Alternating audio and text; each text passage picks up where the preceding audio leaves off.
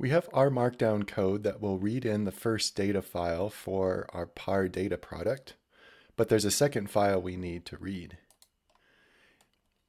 If we look at our current table, we can scroll to the bottom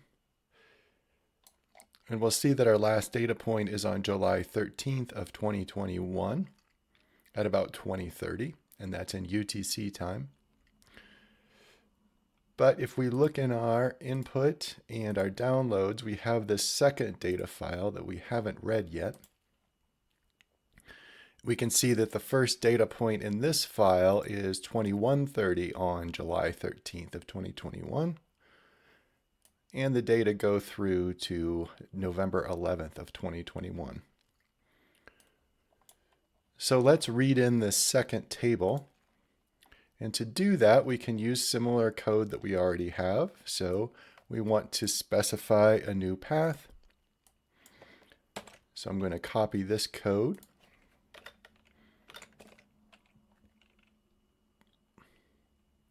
And it's in the same directory, so I can just delete this file name and hit tab. RStudio knows I'm typing in a path. It will give me the options that are in that directory. I'm going to select the July 13th of 2021. Keep in mind the reason that's working is because I have init set up to use the current working directory.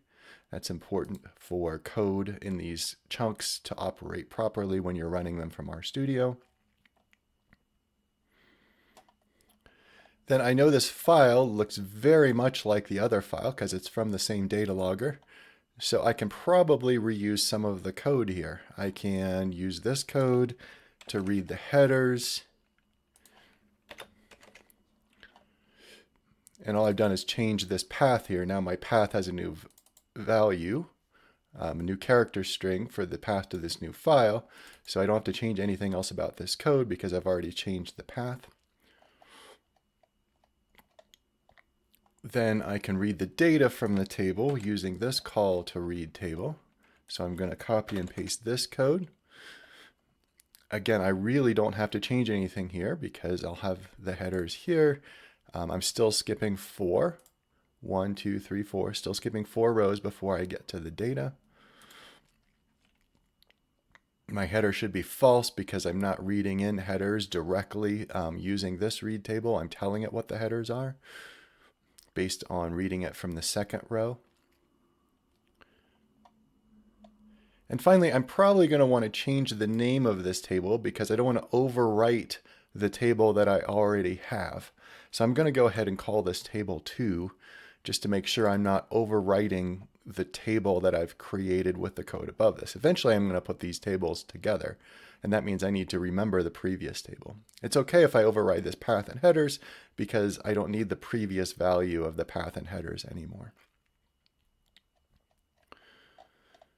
So that should be all there is to it. If I go ahead and run the code in this chunk, I'm going to hit Control-Shift-Enter on my keyboard. I should now have a table 2. And that table 2 is going to start on 2130 on July 13th as my first record. These data look okay to me, so I think these are valid data. I don't have any reason to doubt them. I always like to just double check the data at the beginning and the end just to make sure nothing looks weird about getting a weird data point because it's so close to when I either put the instrument out or when I retrieved it. So nothing looks weird about these data, at least immediately to me, so that looks okay.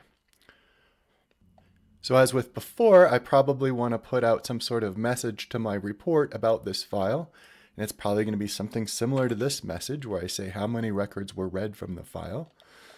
So I'm going to put that after this line. I say a total number of n row, this time it's table 2, records were read from the file. Path has taken on the new value of path, so that should still be okay.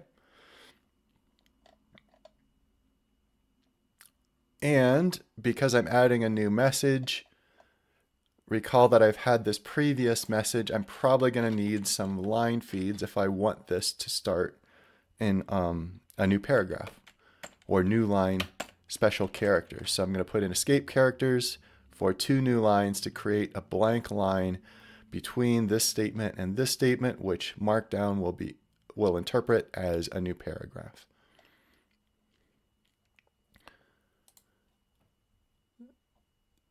So if I go back to my processing script and I run the render function, I can bring up my browser with the report, hit refresh.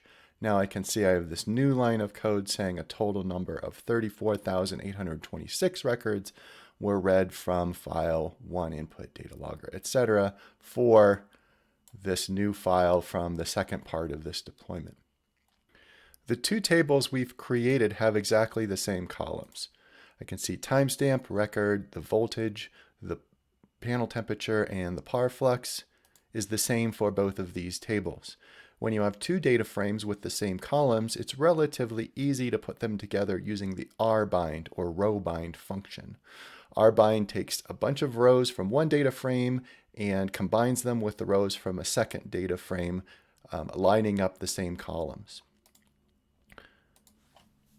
So at the end of this code chunk, I can say that table, and in this case, I am replacing my original table. It's just going to be,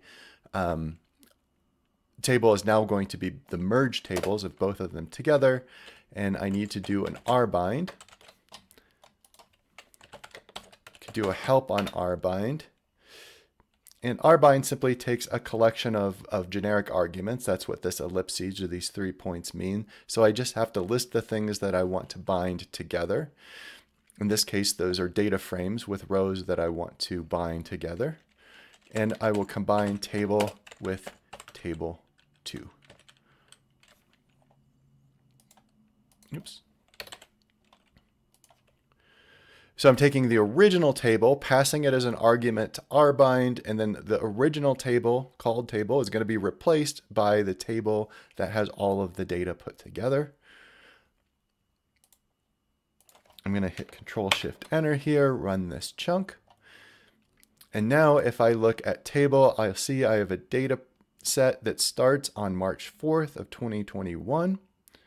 Notice that my row numbers, or my row names, I should say, correspond to the original numbers in the table. So I'm not starting at 1 here. Then if I scroll down,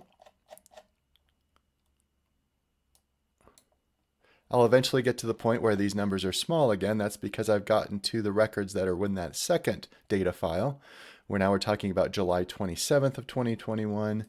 And the data set goes all the way through to November 11th of 2021. So I now have a table that has put it all together. We probably want to do some more reporting on this.